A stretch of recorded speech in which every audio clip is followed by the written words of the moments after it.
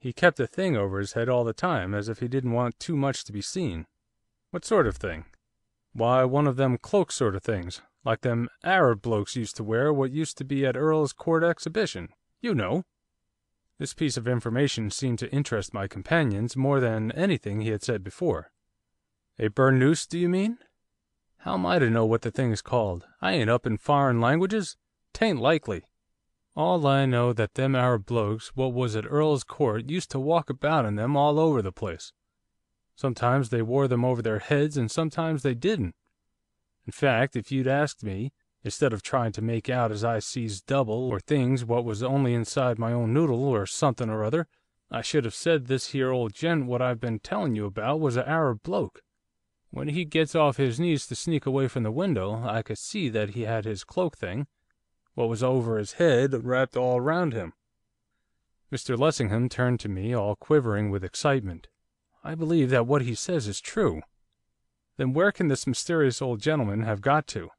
Can you suggest an explanation?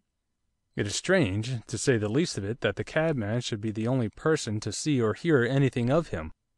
Some devil's trick has been played, I know it, I feel it, my instinct tells me so.' I stared. In such a matter one hardly expects a man of Paul Lessingham's stamp to talk of instinct. Atherton stared too.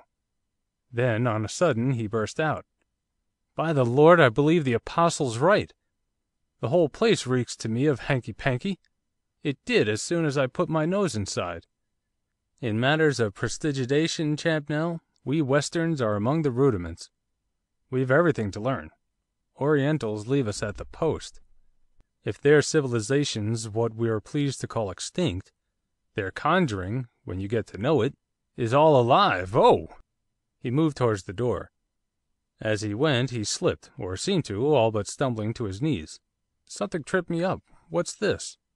He was stamping on the floor with his foot. 'Here's a board loose. Come and lend me a hand, one of you fellows, to get it up. Who knows what mystery's beneath?' I went to his aid. As he said, a board in the floor was loose. His stepping on it unawares had caused his stumble. Together we prized it out of its place, Lessingham standing by and watching us the while. Having removed it, we peered into the cavity it disclosed. There was something there. 'Why,' cried Atherton, 'it's a woman's clothing!' End of chapter 37.